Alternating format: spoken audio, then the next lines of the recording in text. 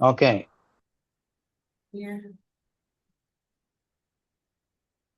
So how many are, you have a pretty big crowd, huh? 40 people.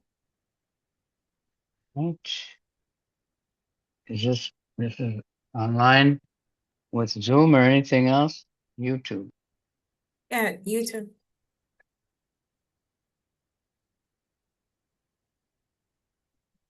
Om Gyana Timidanda Syat Gyananjana Shalakaya Chaksuramilitanyena Tasmai Shri Gurave Namah. Shri Chaitanya Manobishtam Stapitam Yena Bhutale Swayam Rupa Kadamayam Dadati Swa Padantikam. Nama Om Vishnu Padaya Krishna Prestaya Bhutale Srimati Bhakti Vedanta Swamin Iti Namani. Namaste Saraswati Devi Gauravani Pracharine Nirvisesha Sunyavadi Paschatya Desa Tarine. Namo Mahabharanaya Krishna Prema Pradayate Krishnaya Krishna Chaitanya Namani Gora Krishe Panchatatmakam Krishnam Bhakta Rupa Swarupakam Bhaktavataram Bhaktakyam Namami Bhakti Shakti.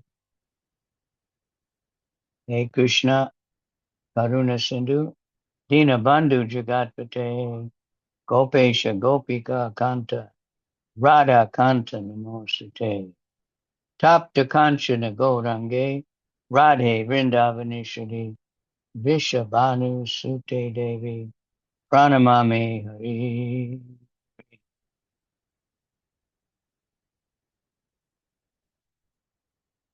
Tapta Kanchana Gaurange Radhe Vrindavaneshwari Vishabhanu Sute Devi Pranamami Hari. Vanchakalpa Churvyascha Vipa Sindhu Vyevacha Patitanam Pavanebhyo Vaishnava Vyo Namaha.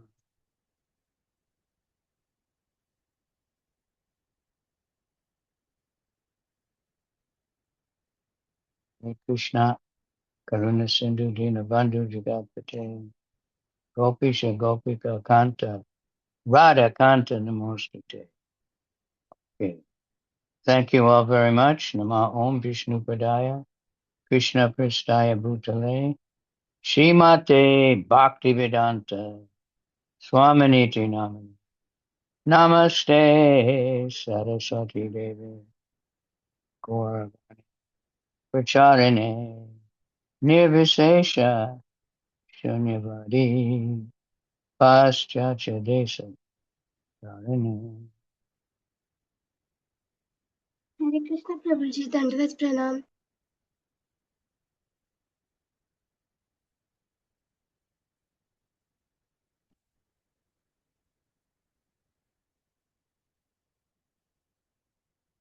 Give me just 1 minute for a quick break and I'll be right with you. Okay, before Maharaj comes back, I was asking a question. If anyone would like to share their experience so far, because this is the second, we already done with half of the challenge, and we're gonna start the next part from, we started from today, and so we have just half left to go. So does anyone want to share how they feel so far? You can raise your hand up before Maharaj comes so we can quickly interact. Okay, I'm gonna unmute you. Hare Krishna, Hare Mataji and Ram. Dandavats.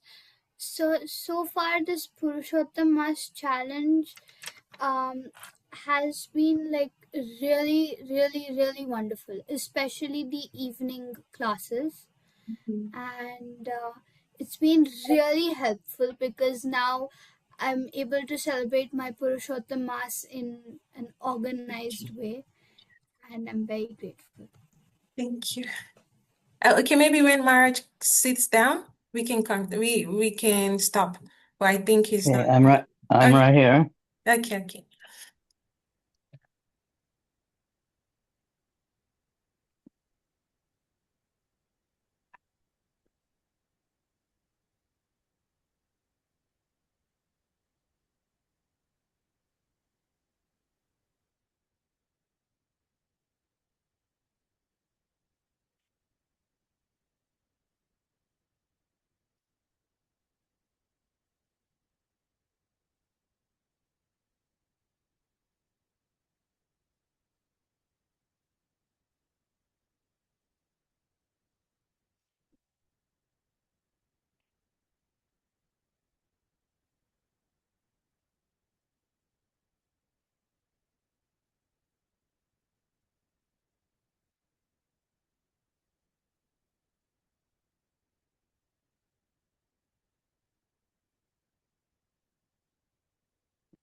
Okay.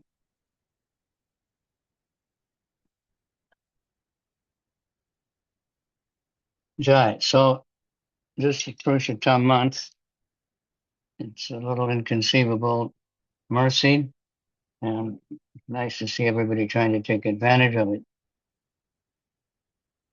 It's like an ordinary sale. If this department store has a half price sale or something, people buy much more. They spend more money thinking they're saving money,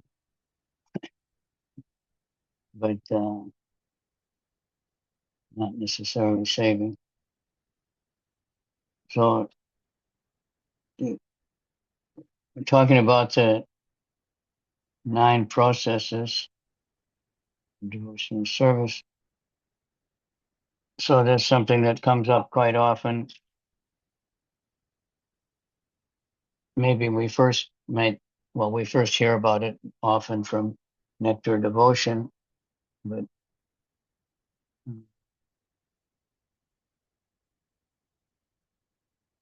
it's actually coming from the Srimad Bhagavatam. Prahlad Maharaj, when Hiranyakasipu asked him, "What did you learn in school today?" Did any of you experience, or do you experience, if you're asking your children, "What did you learn in school?" or the parents were asking you what you learned in school? Right? You can feel free to say yes. So when I was in school, I never liked school. My father would ask me, "What did I learn in school?" and I'd always say nothing. And he was, wondering what's going on. My younger sister, she's like 12, 13 years younger. And she would come home all excited and talk about so many things. And my father was wondering for me, different types of people. So Prahlad, he didn't like school.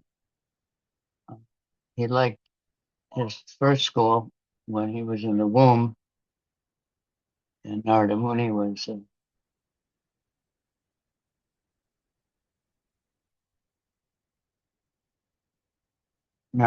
was instructing him. He liked that very much. But he didn't like this Asura Kula's school, where they're just teaching politics, friends and enemies, how to make friends, how to defeat your enemies. He didn't like that. His nature was to equality to everyone. But then so when the second time Hiranyakasipu asked him, he said, Javana Kirtana Smarana Vandana Pada Sevana Dasare, like that. He gave these 9 processes of devotional service.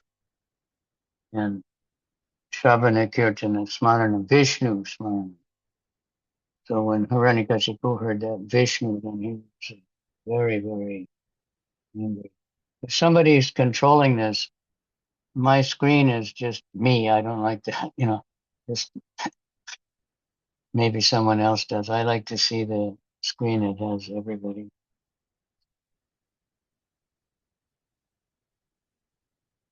That's what I want. There. So,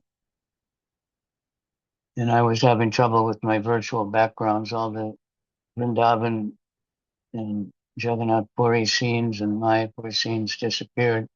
So I had to find them again. So I get these built-in ones and some kind of a dust storm or something. So Hiranyakasipu very, very angry, and he threw Prahlad on the floor. He couldn't stand to hear the name of Vishnu. But these 9 processes, when Nityananda, in a song by Bhakti Vinod, when he opened the marketplace of the holy name, it says the price of getting the holy name was the 9 processes. So just perform. So Prabhupada stressed, if we perfect any one of them, you can go back to Godhead. but normally we do more than one.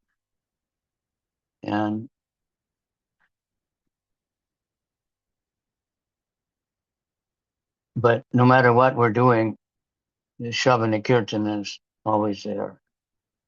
We should always be trying to remember, trying to hear and chant Krishna one way or another. Like Srila Prabhupada, when my Godbrother Jayananda left his body, he was like maybe the first well-known devotee to leave his body because it's still, Prabhupada is still even present. So most of the devotees were, early 20s, late 20s at the most. A few were over 30. And Jayananda was one of the older ones. He was a little over 30, 35 or something. So Prabhupada said, I'm very proud to have you as my disciple. And Jayananda was a taxi driver when he joined. And so he used to drive Prabhupada a lot. And Prabhupada said, I liked when you drove me, you were always chanting. Now, he wasn't chanting his rounds on his beads, but he was chanting the holy name. This is what Prabhupada liked that. He was always chanting, no matter what he was doing, taking out the garbage, driving, cleaning, cooking, leading kirtan, or just talking. He was always talking about Krishna. He was always kirtan. And he relished to hear about Krishna and relished to hear from Prabhupada. So Prabhupada liked that very much. The hearing, because generally everything we learn is by hearing. Even if we're just reading, in the mind we're hearing. Prahlad in the womb, he heard in people hearing, we're listening to music, we're listening to lectures, we're listening to somebody talking. We're hearing our alarm clock, it's what wakes us up in the morning. So we're always hearing something. We should be hearing about Krishna, Shravana, Kirtana. First comes hearing, and then we'll repeat what we heard. So it's very important. No matter what else we're doing, that should be the remembering Krishna.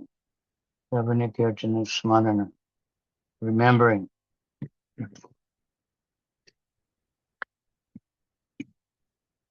So it's, we like to hear about it again and again.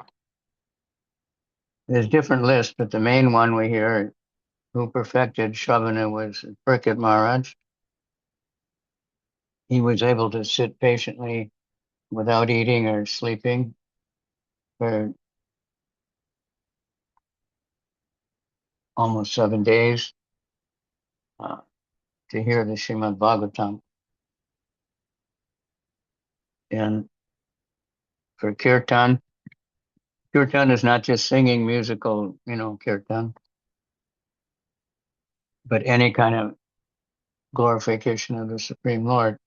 And that's Sukadeva Goswami. He was speaking the Bhagavatam for 7 days without stopping. We can learn from Brihad Bhagavatamrita that the Bhagavatam was finished before the full 7 days was over. Once I calculated, my godbrother Amala Bhakta Prabhu, he did that English, he read the entire Bhagavatam in English, and there's a list there how many hours it took. So it's not as many hours as a full 24 hours a day, 7 days a week. Of course, it depends on how someone is speaking.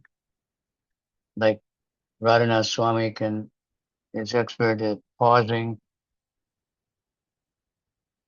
He's such an expert speaker that he can use the pausing. So he can relate some Leela and take much longer than another person might to relate the same Leela. Because he pauses so much just right, just enough to make you really think about what he said, and then all of a sudden it goes on. So there was time left. So then the mother of Parikshit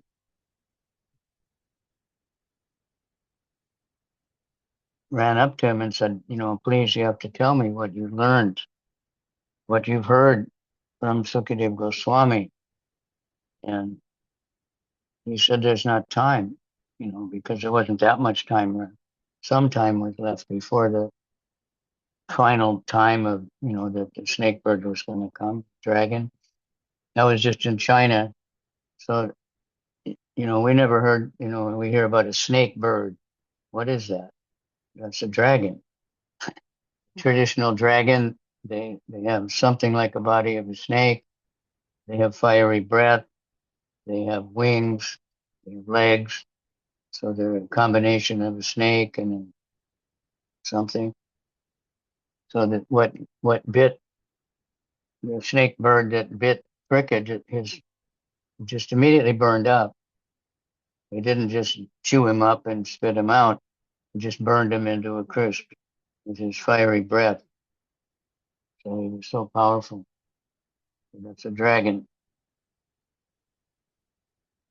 So Cricket, then he spoke that book called the Sanatana Goswami called the Brihad Bhagavatamrita, which is giving a summary of the whole Bhagavatam. Whether he heard all that, because the Bhagavatam can be one verse, can be 1,000,000 verses, can be 10 million verses. What we have revealed is 18,000 verses, approximately, depending on how you count what is a verse. And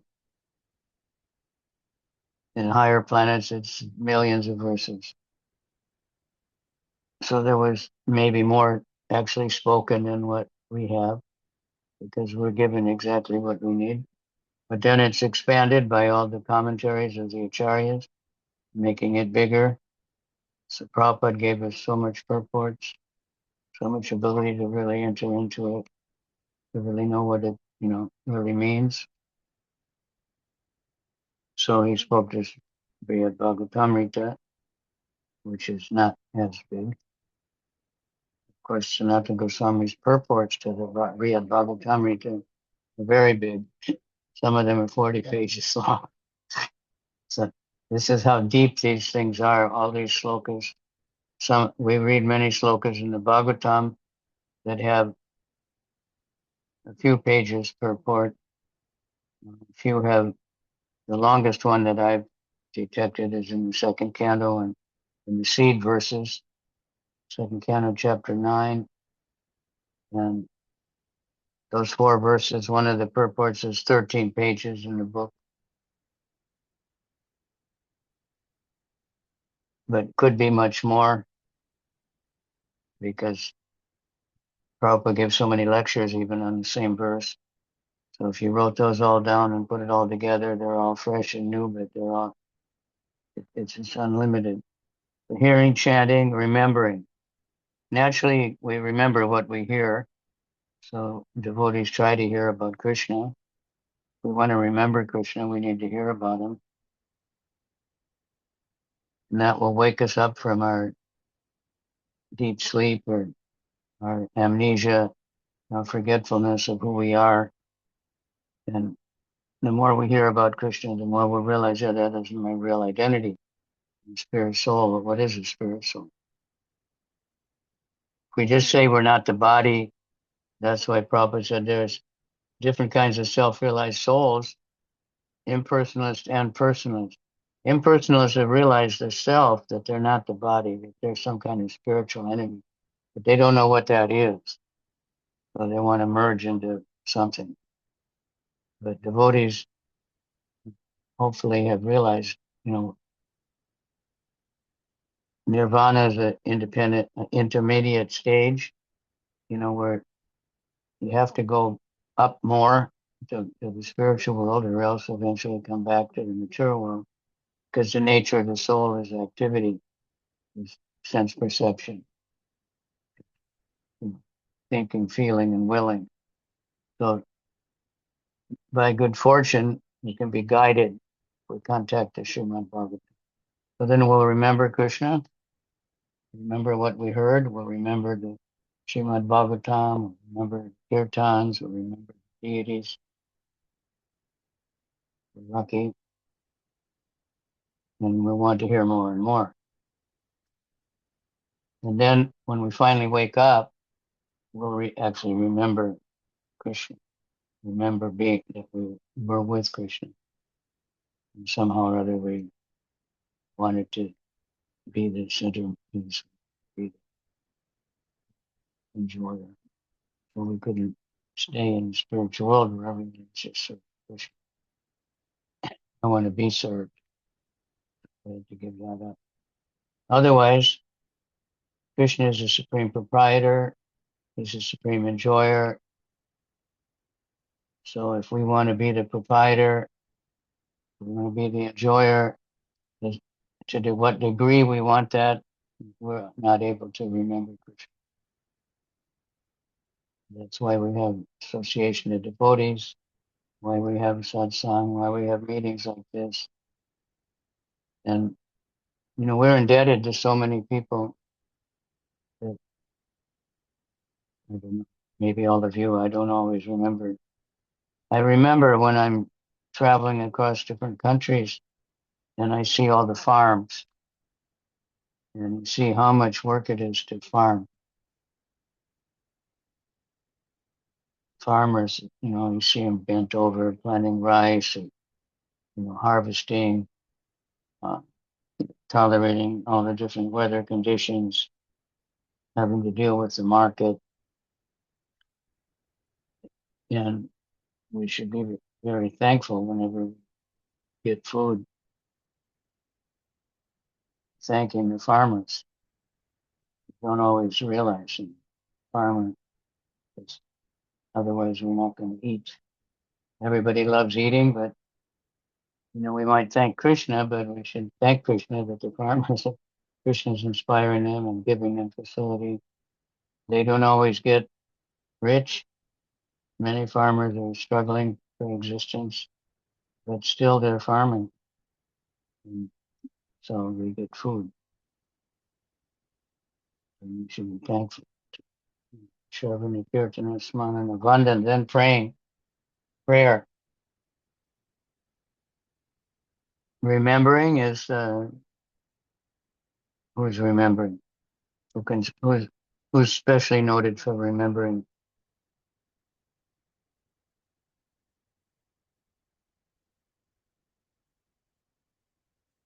Elsie,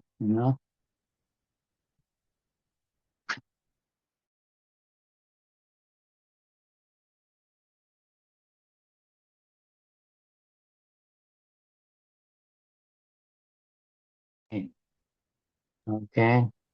Anybody can remember. Anyway, it's Prahlad, right? He's remembering.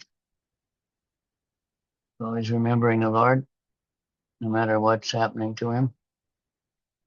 So he's fearless. Then praying. Akura was famous for praying. He's not asking, give me, give me, give me. That's not real prayer. I was asked every year, actually, in the Navadha Parikrama, Kartik Parikrama, to speak about prayer. And I always feel like, why me? Because I think I pray, I don't pray. I just, if I get in front of the deities, I forget everything except Hare Krishna, Hare Krishna. Sometimes I'm thinking the garland's crooked or something. The dress is very beautiful. Overwhelmed by the beauty of the Lord. But there's so many prayers. And Prabhupada said, we can learn them. There's Arjuna's beautiful prayers in the 11th chapter of the Bhagavatam, Bhagavad Gita. There's so many prayers in the Kunti's prayers, especially in the Bhagavatam, but so many other prayers by so many different people. And then there's so many prayers by our acharyas, especially what we have accessible is Bhakti Vinod Thakur and Narottam Das Thakur. Prayer means, so I looked up in the dictionary or encyclopedia. You say prayer is a personal conversation with God. It's not just, give me this, give me that, like most people think. You pray for it. You want something, you give to God, please give me good health, give me money, give me fame. The opposite of what Lord Chaitanya prayed, Nadanam Najanam Nasundarim. The demigod worshippers pray, Dhanam Janam, Janam Dehi, Dhanam Dehi, Rupam Dehi. Give me money, give me beauty, give me love, give me. But real prayer, uh, which we can find throughout the Bhagavatam, we were just reading about Prithu Maharaj and all the demigods and sages and reciters and everybody was glorifying him. They're just glorifying all the good qualities of the Lord and all the wonderful things that he's done and all the wonderful things he's going to do, and asking for service, asking to be able to associate with devotees. Uh, the material energy, which is, we could say Maya. We always heard that Maya, all these technological advancement is a creation of Maya. But this Zoom, it is, and it's used for so many different purposes. But devotees are using it very much to be able to associate with devotees that are nowhere physical near us. Spiritually, there's no such thing as distance. If you go around Vrindavan, when we go on the Parikama, we go to Varshana, and then from there we go to Gokula, Nandagram. That's 6 kilometers or something like that. So by walking, that's an hour and a half. But we also learned that Radharani went every day to cook for Krishna, because for them these distances, they don't exist like they do for us. The holy Dham just closes up or expands. Krishna went from Vrindavan to Govardhan every day. That's another 20 kilometers or something. Even by car, it takes us an hour now, even with the bridges and everything. So it's a different time. It's not affected. I always make the comment lately. We have some pandas in Jagannath Puri, and they're complaining that Rath Yatra can only be on a certain day. All ISKCON Rath Yatras should be at exactly the same day as the Rath Yatras in Puri. And we're trying to explain to them. Of course, the ultimate thing is Srila Prabhupada told us we can do anytime, because for the Lord is not affected by these. If we had to do it exactly the same time, and say their Rath Yatra starting at 10 o'clock in the morning, somewhere else it'd have to be 10 o'clock at night. But Lord Jagannath, for him, there's no such thing as time and space, and like we keep track, our calendar. Even Krishna and Dwarka, when Narada Muni came to Dwarka, we can read about it. He was surprised, even though he knows more about Krishna than anybody. He saw the 16,000 palaces, and that's enough, that anybody could take care of 16,000 wives. There are very, very rich men that can provide palaces for 20 or 30 wives, and even 100, but they can't be with them. They can only be with one time.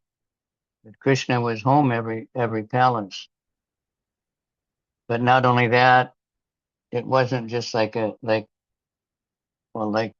in all of your rooms or wherever you are, but it's exactly the same. It's just a projection of what I'm doing sitting here in Haifa, Israel. I'm just sitting here, and you're seeing the same thing, and everybody's seeing the same thing. But when Narada Muni went from one house to the next, it was different. One time he's eating, one time he's joking with his wife, playing with his children, discussing with his ministers, practicing, martial arts or something. And not only that, but in one house it was morning, the next one it was night. Because for Krishna, there's no such thing as a particular day or time or place.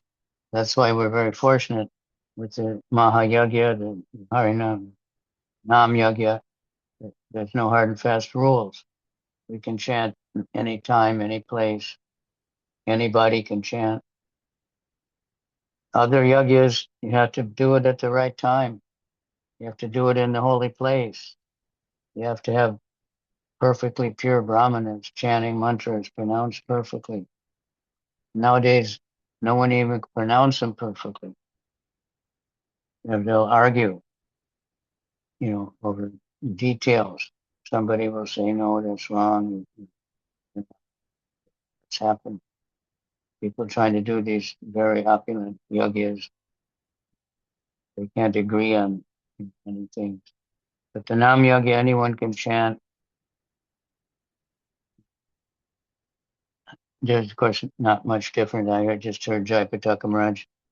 He had an audience, international audience, and he was saying, how do you chant the Maha Mantra in Russian? Hare Krishna, Hare Krishna, Hare Krishna, a little bit different. How do you chant in Chinese? How do you chant in Spanish? A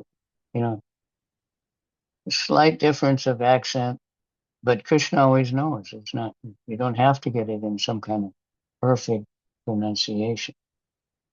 Nobody would know anyway, because even the Sanskrit people have different ideas. I had one scholar I met once, and was talking to him on the train, and I quoted some Bhagavad Gita, and he said, "What is that?" And I told him, he said, "Oh," I said, he laughed, at my pronunciation. I said, "Well, that's the way my Guru Maharaj pronounces it." "Oh, yes, Swami Prabhupada, Bhaktivedanta, he has a Bengali accent." He said, it's not pure Sanskrit. But even if that's true, um, nobody knows now. Everyone has their own idea, but Krishna knows that you're chanting his name. Just like a baby's trying to chant your name, you'll be happy even if they can't pronounce it perfectly. You'll be very happy that the baby's trying to chant your name, trying to say Mata or Pita, whatever your name is. So Krishna is very happy that we're just trying to chant his name. Shoving it, that's prayer. We want to glorify Krishna, his qualities, his beauty, pastimes, his paraphernalia, his devotees, his prayer. And ask him, please let me serve. Let me be in the association with you. Sadhu Sangha, Sadhu Sangha, Sadhu Shastra Koi. Lava Mata Sadhu Sangha, Sarva Siddhi Hoy. We get many questions. How can we do this? How can we do that? And this is a good answer. Sadhu Sangha. Real Sadhu Sangha. And getting together just for hearing and chanting. And recently they had the Sadhu Sangha festival in the Maharaj every year. Just kirtan, 10 hours a day or something like that. Kirtan and Bhagavatam class, japa in the morning, 10 o'clock morning until 10 o'clock night, 12-hour kirtan. And there's a lunch break. So that's real sadhu sangha. During the kirtan break, somebody's distributing books and sadham is eating together. That's also sadhu. So Shavana Kirtana Smarana Vandanam. What's next?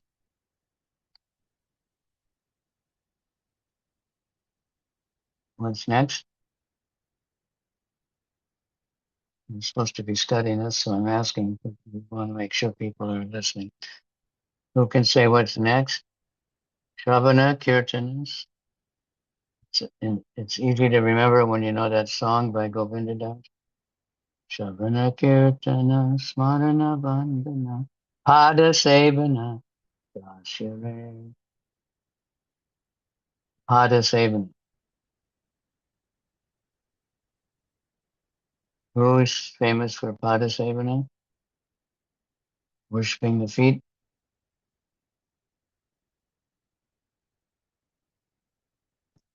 Yes, Lakshmi Devi. Getting a lot of people in the chat. I see you're not opening your mic, you're just chatting. Yes, Lakshmi Devi. She's always at the lotus feet of the Lord, of Mahavishnu, always massaging the feet. And worshiping the feet is not just, bowing down and touching the feet or something. It's following the footsteps. I've heard of devotees telling, when they were walking with Prabhupada or something, literally trying to follow Prabhupada's footsteps. If they're walking someplace where there were footprints, they're trying to put their feet exactly where Prabhupada stepped. But some say that even when they were walking in a wet grass or something where everybody was leaving footprints, the Prabhupada didn't leave footprints. At least that's what they say they saw. And I remember when I think back, I didn't really think of it at the time. I was more or less just in awe, trying to keep up with Prabhupada and to be able to hear what he was saying. But if we were behind him and watching, it didn't really look like an ordinary person walking. He was more like his feet are moving, but just like floating along, like something like these people that have roller skates or something. Not exactly touching the ground. But following the footsteps means, taking up the mission, preaching, distributing the holy name, distributing, teaching the Bhagavad Gita, distributing the Bhagavad Gita, distributing prasadam, building or maintaining temples, lots of tapasya in order to follow the footsteps of the spiritual master and previous acharya. Do the same thing. Walk on the same path. So Padasevana, Dasya Re, Dasya. This very important one. We're all initiated, Das, Dasi. That's our family name, the Das family. There's literally Das families in Bengal, but we're Das family, Das and Dasi. We don't want to think, I'm not Krishna Das, so I'm Krishna. Mayavadis also get names of Krishna, but they think they are Krishna. They are Narayan, they are whatever the name is. Vaishnav is Krishna Das, Rama Das, Lakshmi Dasi, Lakshmi Das, Lakshmi Nath, servant of Krishna. So who is the most, somebody open mic and say, who is the most recognized as a servant? And probably the most famous devotee of all devotees.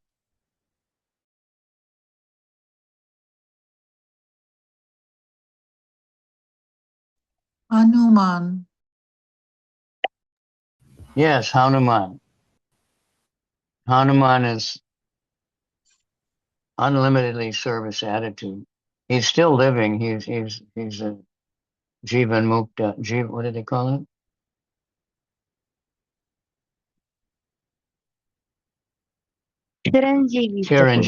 Chiranjiva, yeah. He'll live as long as there's mountains on the earth, he'll still be living.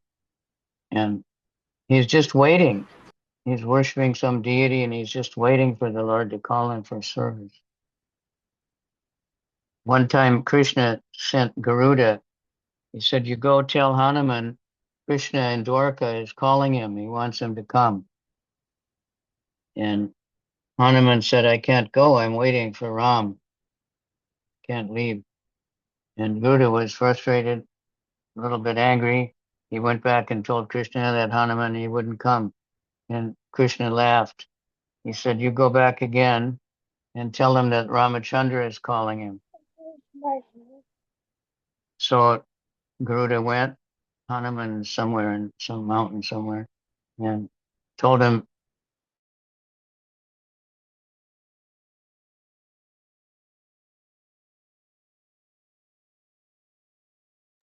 who keeps muting me?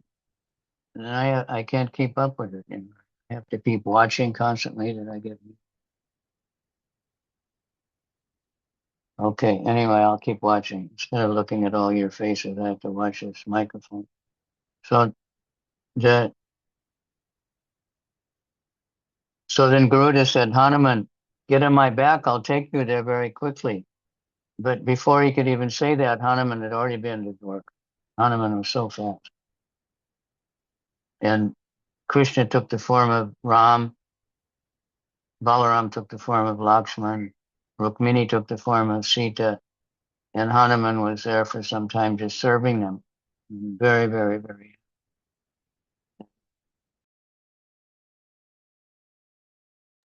Still waiting. He's still waiting. So this is a real servant. I had experience once in Nigeria, went to an Indian temple. It's very interesting, these Hindus. So it was called the Gita Ashram. Very big international society. They had a very austere founder guru, who fasted, never ate sugar, never ate salt, many things, lived a long time. And they concentrated on learning chapter 12 of the Bhagavad Gita, but still they were saying the highest thing is to worship the Lord not as a form, but formless. So it's a little bit interesting. So they had one of their pundits speaking. I was there with Konteya Prabhu from, now he lives in Mayapur. And so this guy spoke in his Bhagavad Gita, and he knew a lot of slokas. He was very puffed up. And when he asked for questions, his friend was waiting, and the friend immediately asked a question. He said, so is it true that the goal of the Bhagavad Gita is that you'll become Krishna? And the guy said, yes, that's right. You've got it. That's the real goal of the Bhagavad Gita. You will become Krishna. And this temple had big Radha Krishna deity as the center altar. But on the side, they had a Sita Ram Lakshman Hanuman.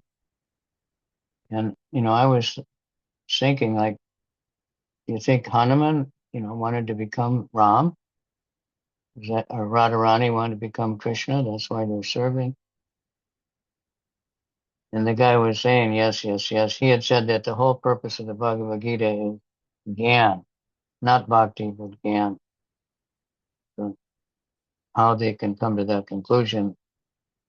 Prabhupada even said, Krishna says, Bhakti Mama Abhijanati. He never said, Jnana Mama Abhijanati.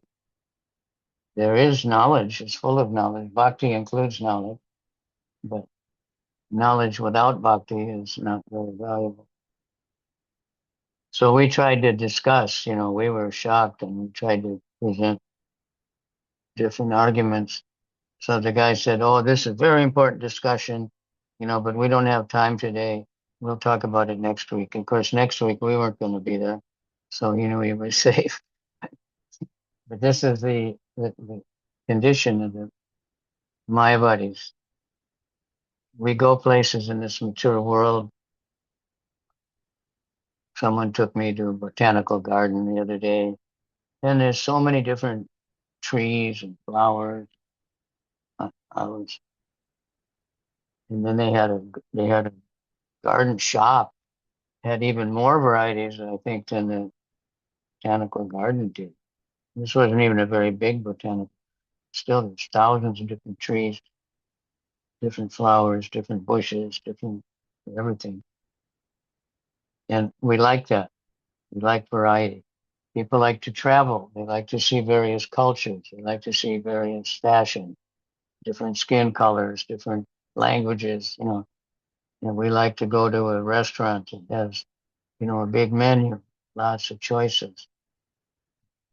We like to go shopping in Amazon or whatever, where we have the most choices, right? We like to go to the Kmart. What is it now, Walmart, or I don't know wherever you are, what the biggest market is. Carrefour or Walmart, where they have everything under one roof. So you can get really bewildered and really confused. So choice, we like variety. We like to international society. We like to go to the Mayapur Festival. So many different speakers and so many different kirtan leaders, so many different things to choose from. So, but they say the spiritual world there's absolutely no variety. So to have no variety would mean it's like a completely dark room. Bhakti Vinod would be like a black cat in a dark room. You might see the eyes, but only if there had been a little light to reflect the eyes. There's no light and there's no variety. Can't see anything. It wouldn't be very enlivening. So everyone was exactly like you. Everyone looked like you. Everyone talked exactly at the same time. Whenever you talked, everyone talked the same thing. It wouldn't be very enlivening. Somehow they're saying like the topmost goal is nothingness, oneness. It's not. It's service. Hanuman wanted service. All the gopis wanted service. All the great devotees who wanted Dhruva. Everybody wanted service. Prahlad. Everybody wants service. Radharani is the best servant. Then, so Padasevana, Dasyam. Then what? What's next?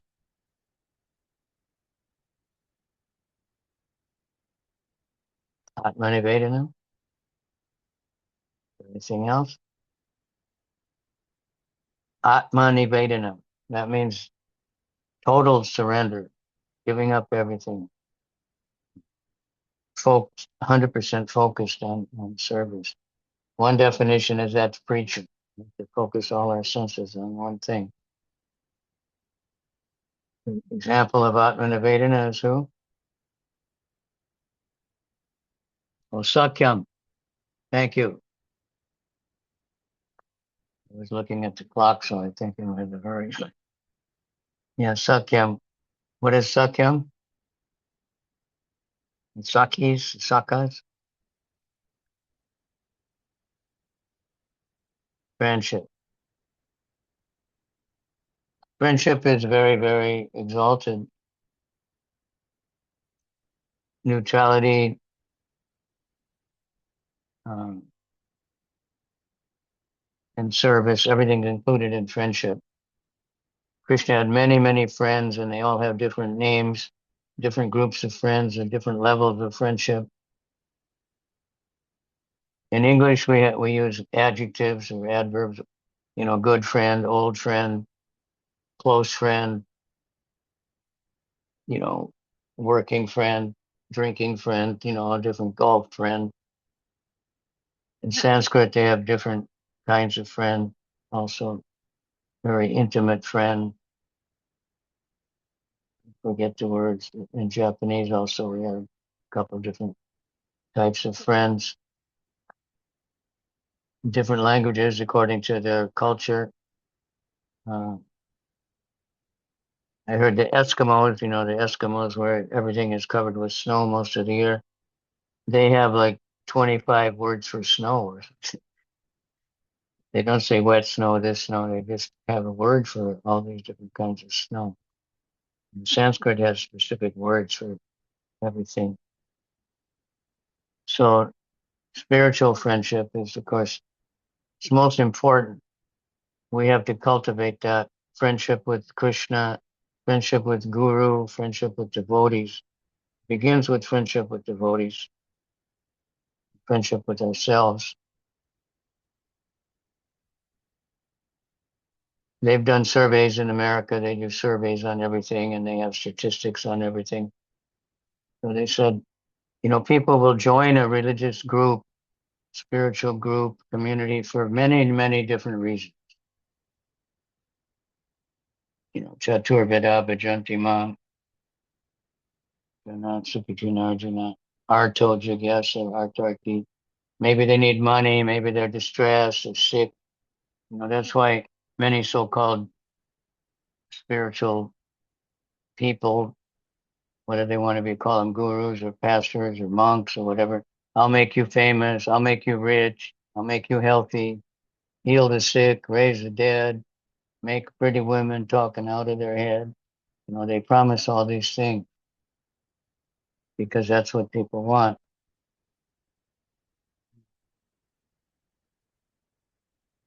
But they'd stay because they make friends. If you have friends in the movement, you don't want to leave. If you don't, we've had people leave and say, "Well, I didn't have any friends. I was a devotee for so many years and I didn't have any friends." Now, I know one of my godbrothers, he said like that, but I knew him to some extent, and he couldn't be a friend with him. He kept an invisible shield. He's like a cactus. Couldn't get really close to him. But then he complained he didn't have any friends. So we need to be friendly. Devotee is a Surit Sarva Bhutanam. Surit means a very good friend, most intimate friend, heart friend. Surit, special heart.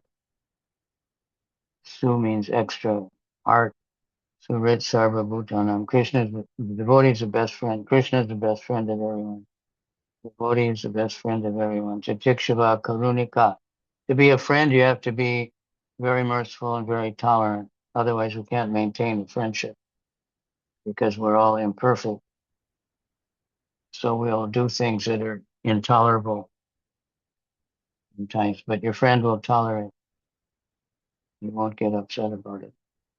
He knows your heart. So we want to be friendly with devotees. We want to make friends. And anyone who does book distribution knows if we can just be very friendly with someone. I was blessed to spend a few months going out every day at the same time as this Mahotsaha, this book distributor, and distributing 5,000 books in one day sometimes. But 500 is like ordinary for them. And he just overwhelms people with friendship. Sometimes he doesn't ever mention Krishna, but the people, he has so much love and attention to the people that he just take the book. So anyway, we want to be friendly, make friends with devotees, and make friends with new people, and people will stay, and we'll have a perfect society. We'll have a society that's attracting everybody like we're supposed to be doing. Then there's Atmaniveda, surrendering everything. That's Bali Maharaj. Krishna took away everything. He promised 3 pieces steps. Krishna took 2 and covered the entire universe. There was nothing left. Krishna said, "You promised 3 steps." And he didn't say, "You cheated me. You know, I thought you were just a small boy and your 3 steps would be nothing. Now you've expanded to become so big. You took my whole universe. Leave me alone. It's not fair." He never said that. He said, "I have only thing left is my body. Take me." So that's why Krishna would appreciate it. It wasn't that Krishna needed the whole universe and all the minds and all the valuable things of the universe that mean nothing to Krishna. It's a few grains of sand.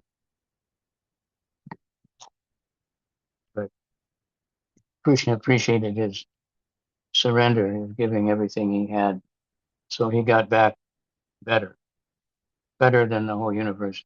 He got to higher in the lower planetary system, but a better situation, more opulent for his whole family. And Vamadev stayed with him. But we can cultivate one or two or three or four or five or six or eight, 7, 8, 9, all these things, and try to, Prabhupada writes, always be thinking, am I doing at least one of them at any time? All right, so I want to thank Tulsi and whoever organized this. It's a very good thing and very amazing you can get so many people together. And thank you for giving me a chance to speak about Krishna a little bit and Krishna's devotees. Hearing about devotees is as good or better than hearing about Krishna. Okay, so if there's any questions, if you have time, I have a little bit of time. I'm not sure. Let me check. We're supposed to go somewhere. I'm in Israel, and then they said they're bombing that area, and we might not go. Huh? Before we leave. So there's no more bombing. Yeah. The world is such a place. Israel, these Hamas and these Hezbollahs and all they're bombing constantly for years. But Israel has so much defenses that they just intercept most of the missiles. So it doesn't get a lot of publicity because the missiles it's like fireworks display. They just blow up in the sky and it doesn't get in the news. It's not very exciting. But when Israel bombs them, it's serious business. And there's a lot of damage. And then they blame Israel. Oh, look at them just bombing, but they're fighting back. Kali Yuga is such a thing that you're supposed to tolerate. People don't know the real world, and it's Kali Yuga, so everybody's quarreling.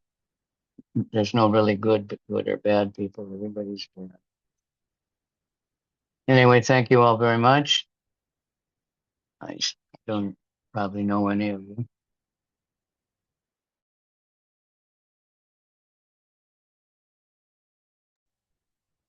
Thank you so much, Gertie, for joining. If anyone has a question, you can kindly ask Maharaj now. I saw the hand up, Jairam Vasudevam. You South can Indian, right? ask your Yeah. questions. But now your hand's not up. It was up, a little yellow hand in the corner.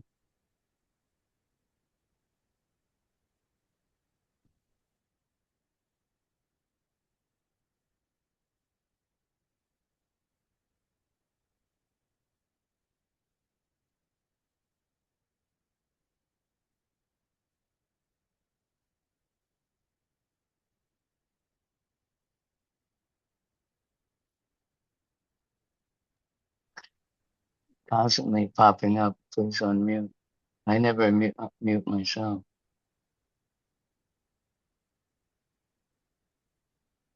Okay. Otherwise, we can take a break. Maharaj, someone is asking what's the ultimate goal of life. Please, you can unmute and you can ask your questions with the mic on. Well, the 10th canto of the Bhagavatam is called the Summum Bonum. That means the ultimate goal, right? Is love for Krishna.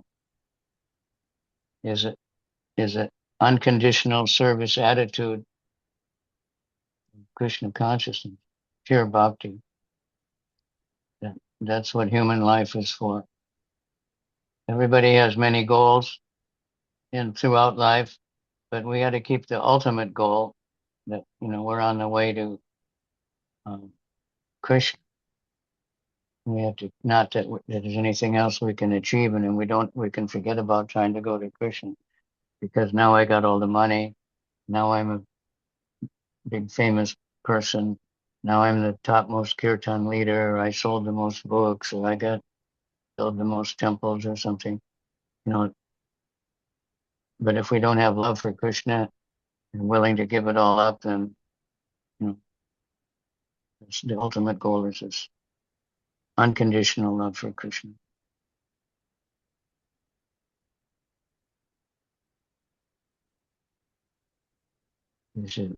I heard Satchidananda Swami talking about how make yourself an arrow and aim yourself at Krishna. And I was thinking that's an interesting idea. But then later, Krishna showed me somewhere in the Bhagavatam I was reading, and it's right there. Make yourself an arrow, aim yourself at Krishna, chant Hare Krishna, Hare Krishna. That you're trying to get to Krishna. You know, that's the target. And you have to tune out all the other things as distractions. There might be a stepping stone to Krishna, but ultimately we want to get to the top as Krishna. Okay? That's the topmost question.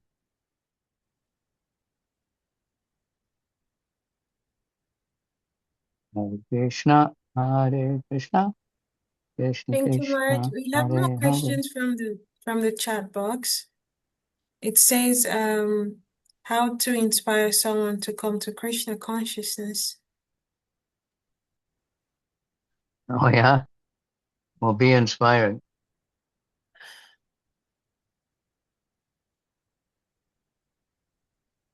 Be inspired yourself.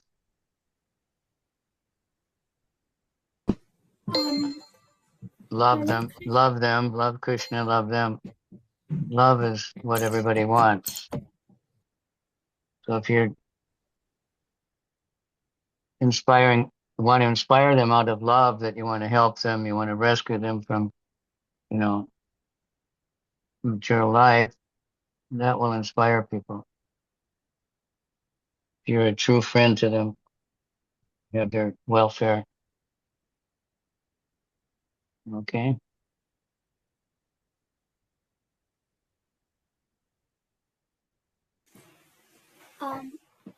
Hare Krishna, Dandavats Pranam Maharajji, please accept my humble obeisances. So, my There's a question, typical question here about balance.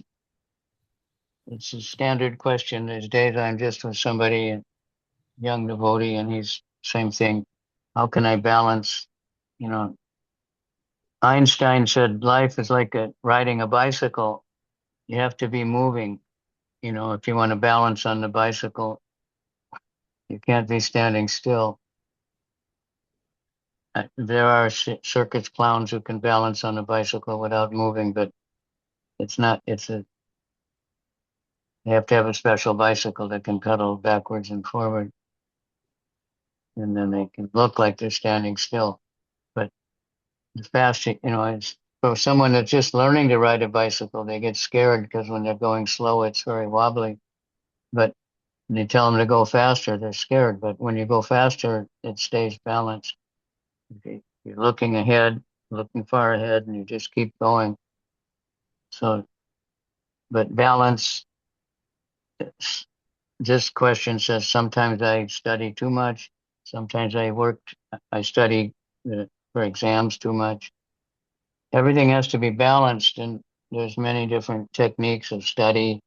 You know, if we just study too much, Krishna says if you work too much, eat too much, sleep too little, eat too little, sleep too much, you know, your spiritual life, it has to be balanced. But for different people, it's different.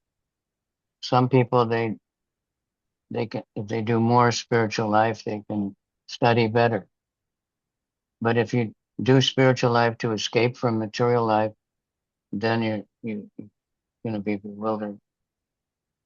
And if we just absorb ourselves in totally studying and trying to memorize everything, then we won't remember. So, like, I don't know if you've been lately to Govardhan. You see mostly around Govardhan. I saw one or two in Vrindavan. There's some young girl on a tightrope, and she's dancing around on a tightrope. You seen that? The mother and daughter. So how do they do it? She has a long stick.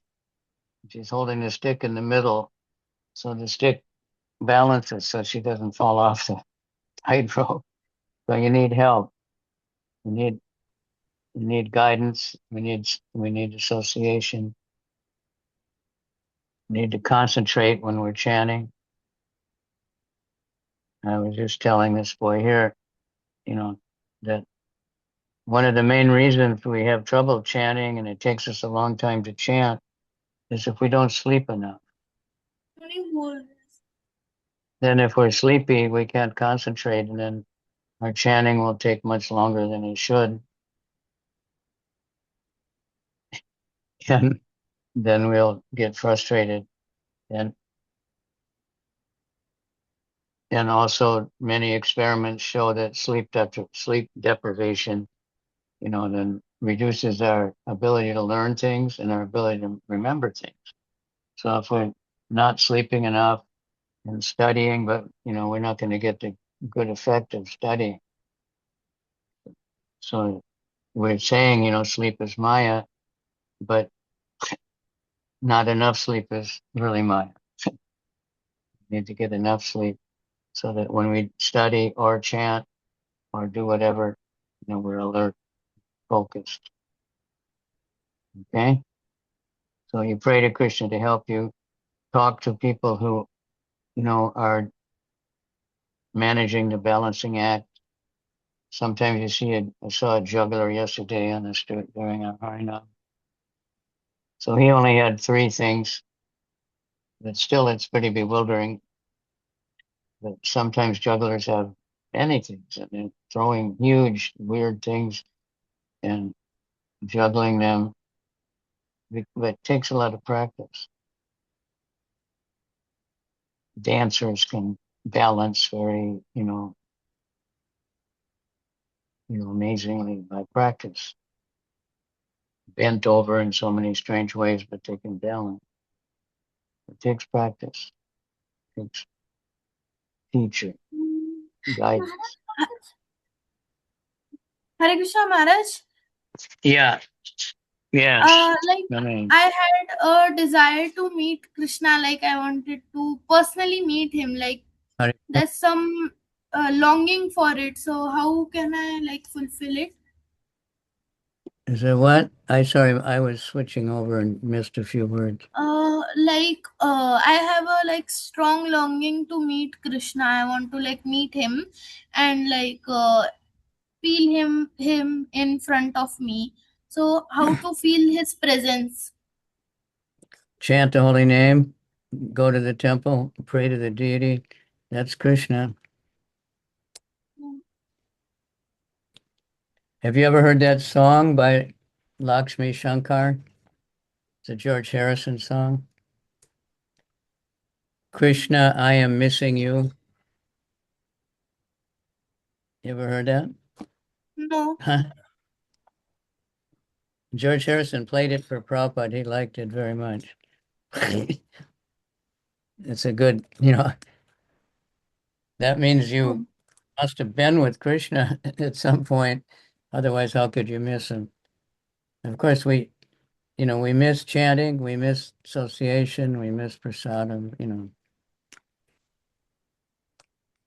Prabhupada liked that song very much. Lakshmi Shankar, she's a sister of Ravi Shankar. And very amazing singer. Lakshmi Shankar. Oh. Yeah. George Harrison wrote the song. Oh, yeah. I'll surely listen it.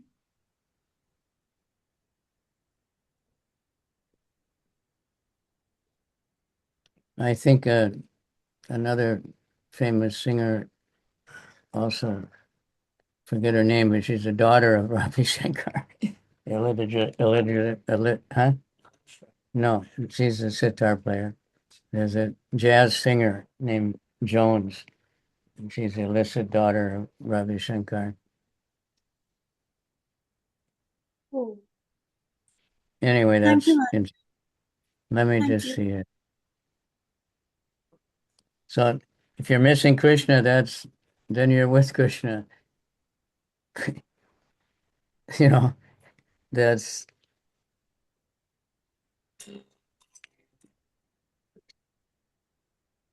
Yeah.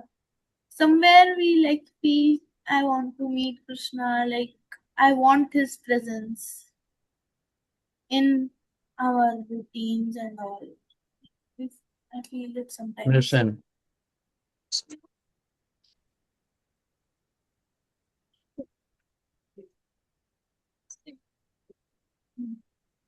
Yes.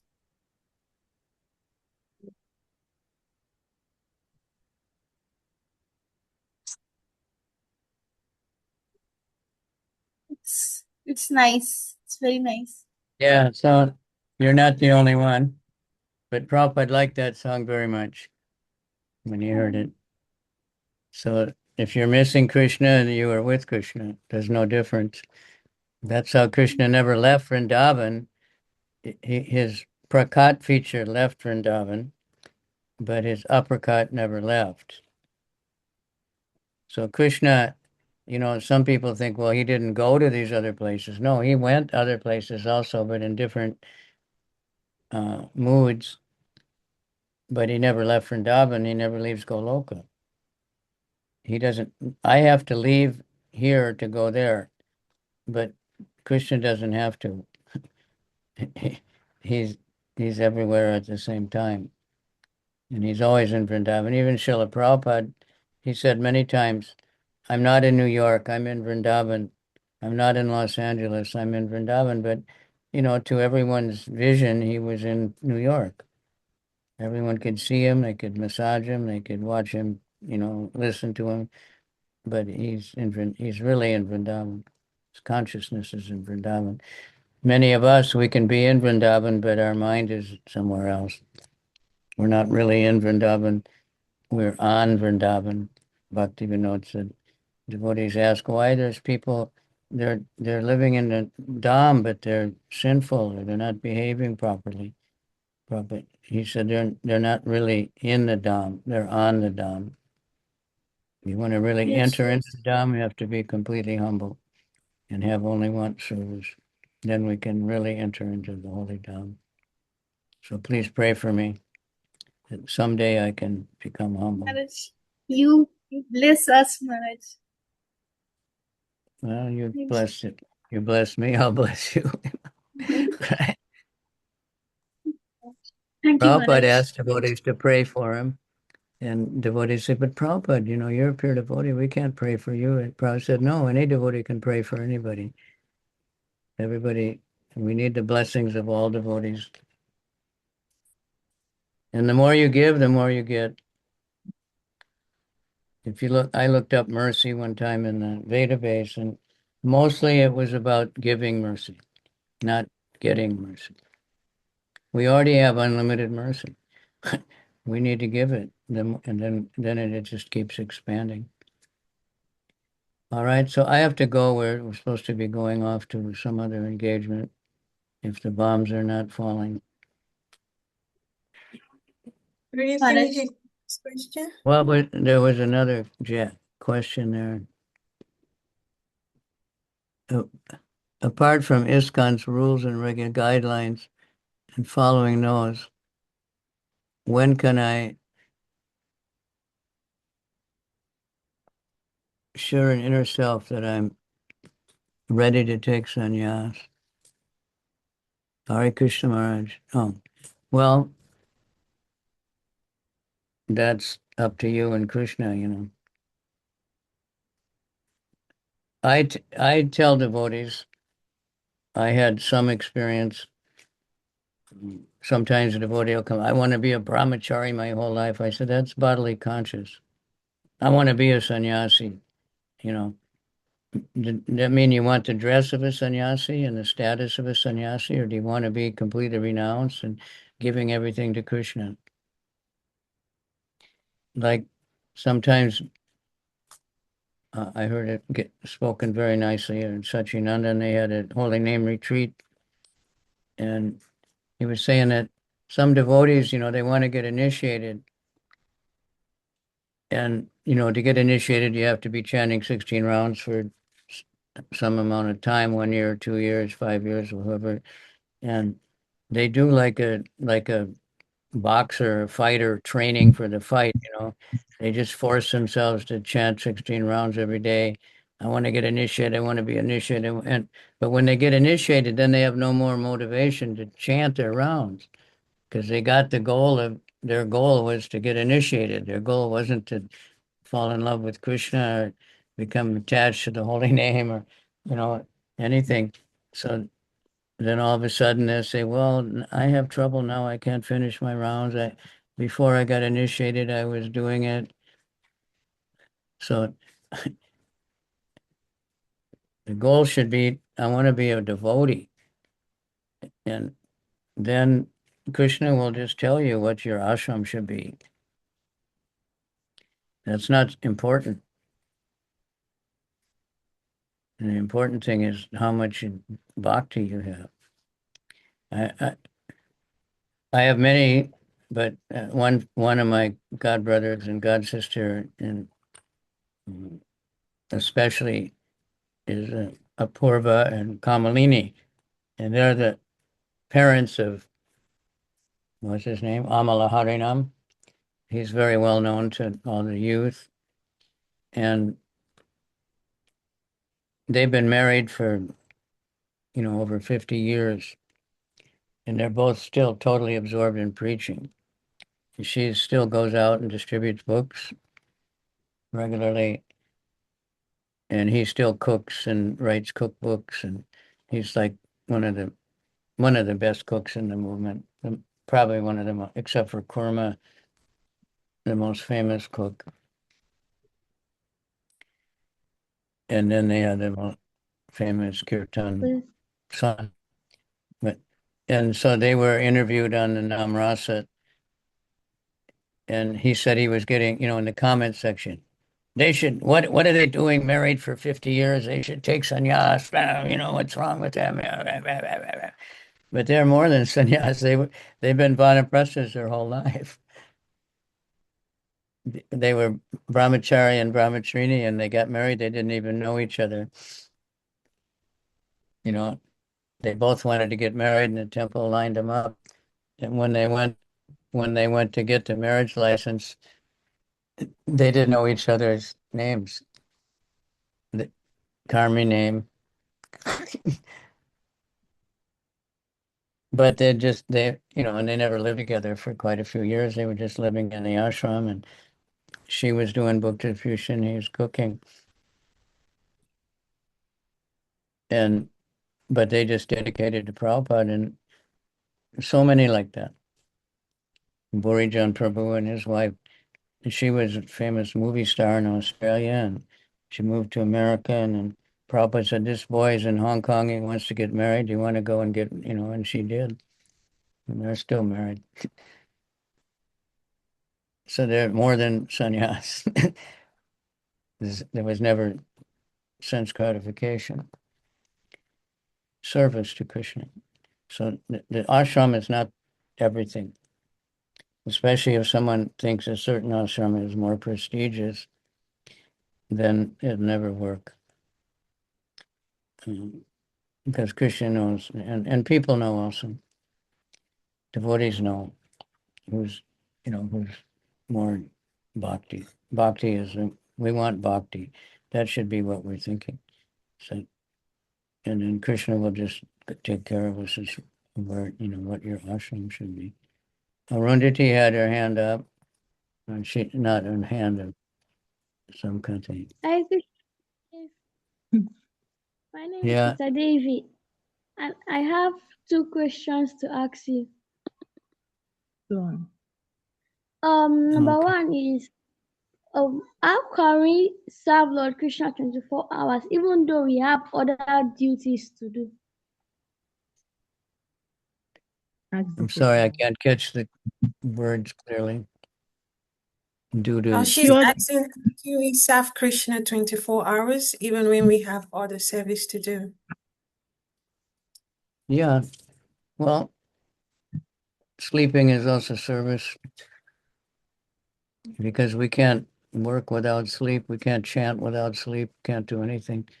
So sleeping, Prabhupada said, I hate sleep, but I have to, so you can function the next day.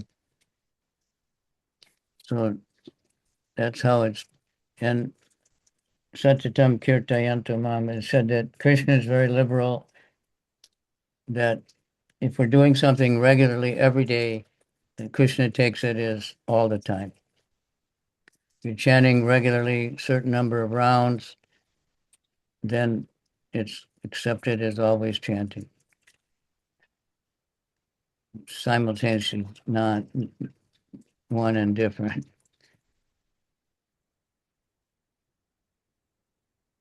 And thank you, Gurudev. So And my even if we second have it, question is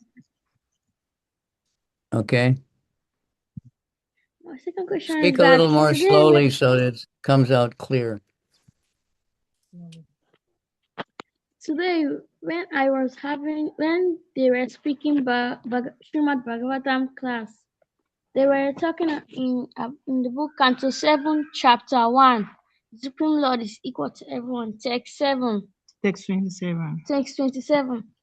It is said, Narada Muni continued, by devotional service, one cannot achieve such intense absorption in thought of the Supreme Personality of Godhead as one can through enmity toward him.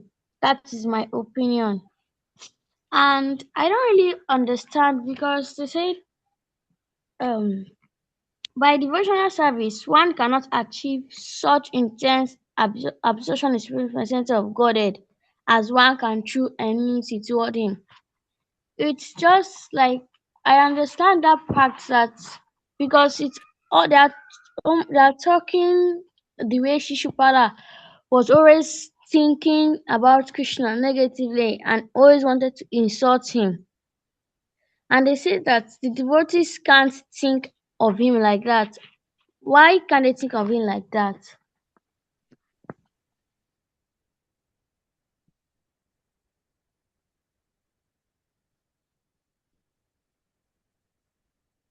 Well, why we can't? Because we're thinking of too many other things. We're getting purified. So we're cleaning house, so to speak, and we have to do that. Nowadays, there's a big thing about clutter and cleaning your house. People have become very rich by giving seminars on how to clean your house. And so one woman that's very prominent, she says you should go through regularly everything in your house, and anything you haven't used in 6 months, you should throw it out. So we have to clean out our mind, like so many different desires come in and distract us, and we meditate on how to get this and that, and then we forget Krishna. We have to clean house. We have to clean out the mind, and the most powerful cleaning fluid is the holy name. Sometimes we need really strong cleaning agents. That some of the things we have to use, I don't even like to use them because they're so toxic. But the dirt is so heavy in Kali Yuga that collects. We we have to. It becomes a big job to clean out. One time in Vrindavan, I somehow left my room and I left one window open a couple inches, and I came back a couple months later and it was like 2 inches deep in dust. And the cleaning ladies came in and it took them like 4 or 5 hours to clean the room to get all the dust out. But that's the nature of the material world. Like we try to clear every day, but more is coming in all the time. The more we clean, the more dirty old memories come up, and we have to keep throwing them out. If we sweep them under the rug, and we just try to pretend they're not there, uh, we don't throw it out. We don't throw it into the sacrificial fire and say, Krishna, please devour this. I don't want this stupid desire anymore. Then we won't be able to focus. So that's why. But the process works. So the more we keep trying to clean, the more we get clean. But, we've got millions of lifetimes of collecting dirt. So, that we don't get completely purified in a few years shouldn't be a surprise. So just thank Krishna that we have the chance. And at the end of life, if you're still trying, Krishna accepts it that you're completely clean. As long as you keep trying. Okay. Thank you. Arundhati is a sister of Maharaj Tulsi, by the way. If anybody doesn't know. It's a big family of devotees. How many? There's 7 or 8 kids? Brothers and sisters? Huh?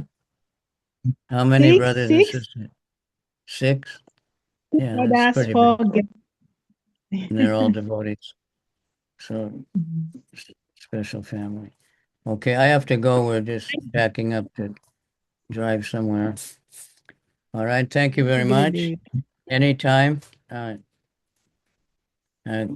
find, times that I can.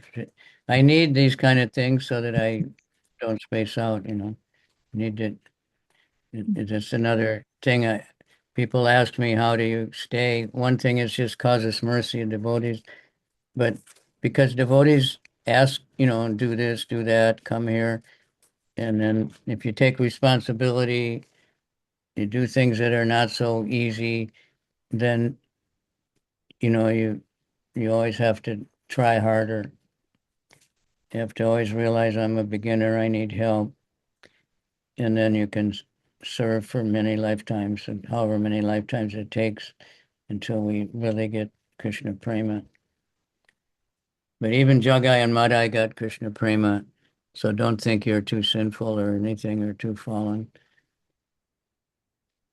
I just heard Mahatma Prabhu say, was anybody more sinful than Jagai and Madai, if you think you're fallen?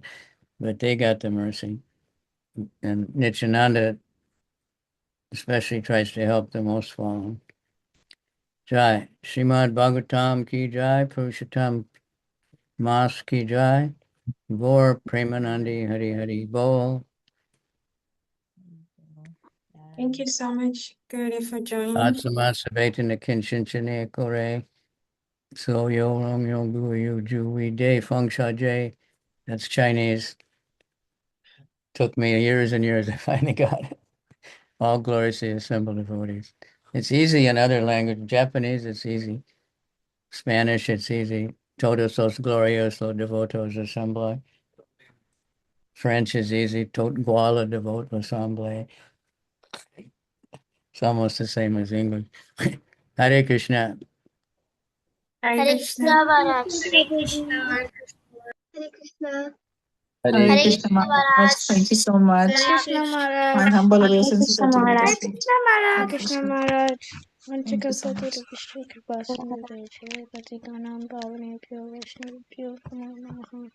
Thank you, everyone. Please join us tomorrow for our continued sanghas, and we also have japa session in the morning.